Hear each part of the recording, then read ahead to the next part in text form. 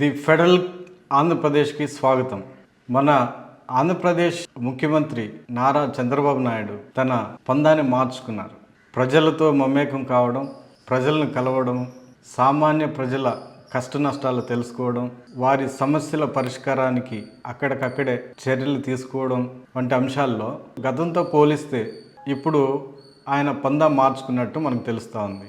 ఇటీవల చేపట్టినటువంటి తూర్పుగోదావరి జిల్లా కొవ్వూరు పర్యటనలో ఈ విషయం చాలా స్పష్టంగా అర్థమవుతుంది.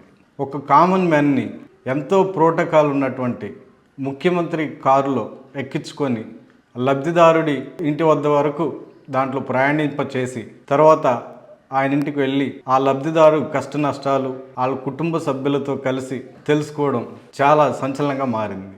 బహుశా ఇలాంటి సంఘటన ఇలా ఒక ముఖ్యమంత్రి స్థాయిలో ఉన్నటువంటి ఒక వ్యక్తి ఎంతో ప్రోటోకాలు పకడ్బందీగా రక్షణ పోలీస్ భద్రత ఉన్నటువంటి ముఖ్యమంత్రి స్థాయిలో ఉన్న ఒక వ్యక్తి తన కారులో కామన్ మ్యాన్ని ఎక్కించుకోవడం అనేది చాలా సంచలనంగా మారింది. దేశవ్యాప్తంగా కూడా ఇది చర్చగా మారింది. గతంలో ఇట్లాంటి సంఘటనలు కానీ ఎక్కడ జరిగి ఉండకపోయి ఉండొచ్చు. దీనికి నారా చంద్రబాబు నాయుడు గారే శ్రీకారం చుట్టినట్టు మనం చెప్పుకోవచ్చు.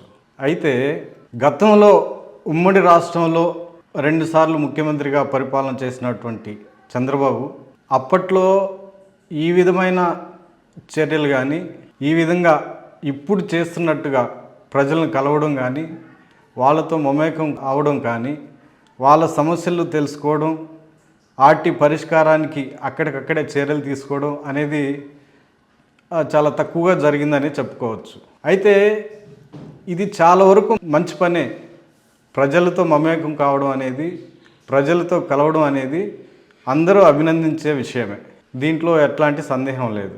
అయితే ఇది ఎంతవరకు చివరి వరకు సాగిస్తారా, తన 5 ఏళ్ల పరిపాలన వరకు ఇది కొనసాగిస్తారా అనేది కూడా ఒక చర్చగా ఉంది.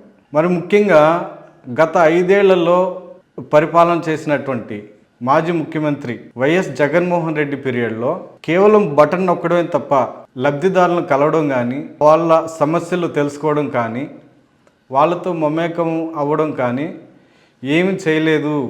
నేను ప్రజలతో మమేకం అవుతున్నాను, ప్రజల కష్టాలు తెలుసుకోవాలని నిర్ణయించుకున్నాను, అందుకే ఇట్లాంటి మార్గాన్ని ఎంచుకున్నాను అన్న విషయాలు ఆయనే స్వయంగా కూడా చెప్పారు చాలా సందర్భాల్లో. ఇది ఒక రకంగా గత వైఎస్సీపీ పరిపాలనను విమర్శిస్తూ చేసినప్పటికీ ఇది చాలా మంచి ప్రోగ్రాంగానే మనం చెప్పుకోవచ్చు. అయితే కొవ్వూరు పర్యటనలో ఆయన నేరుగా లబ్ధిదారుడి ఇంటికి వెళ్ళి అక్కడ తయారు చేసినటువంటి డప్పులు వాయించడం కానీ, ఆయన తయారు చేసినటువంటి చెప్పులను పరిశీలించడం కానీ, వాళ్ళ కుటుంబ సభ్యులతో మమేకం అయిన విధానం చూస్తే కూడా చాలా ఆశ్చర్యంగా అనిపిస్తుంది. అట్లాగే అంతకుముందు చేసిన పర్యటనలో కూడా అంతకుముందు శ్రీకాకుళం జిల్లా మత్స్యకార గ్రామాలను పరిశీలించిన చంద్రబాబు అక్కడ నేరుగా సముద్ర తీర ప్రాంతానికి వెళ్ళి వాళ్ళ వలలను, వాళ్ళు పట్టిన చేపలను కూడా పరిశీలించాడు. అంతకుముందు ఎన్టీఆర్ జిల్లా పర్యటనలో గొర్రెల పెంపకదారులతోటి గొర్రెల పెంపకం ఎలా చేస్తున్నారు, లాభ నష్టాలు ఎలా ఉన్నాయి అన్న విషయాలు కూడా వాళ్ళతో డైరెక్ట్గా వాళ్ళతోనే మాట్లాడి తెలుసుకునే ప్రయత్నం చేశారు.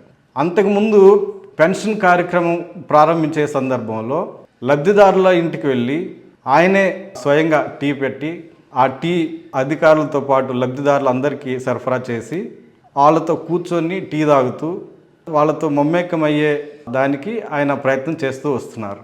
ఇది చాలా వరకు మంచి పనే, మంచి కార్యక్రమమే అయినప్పటికీ ఇది చివరి వరకు ఈ కార్యక్రమాన్ని కొనసాగిస్తారా, లేకపోతే మధ్యలోనే దీనికి ఫుల్ స్టాప్ పెడతారా, ఇది కేవలం ప్రచార ఆర్భాటాల కోసమే చేస్తున్నారా, లేకపోతే నిజంగానే వాళ్ళ సమస్యలు తెలుసుకుని వాటికి పరిష్కారం చేస్తున్నారా అనేది కూడా పెద్ద చర్చగా మారింది.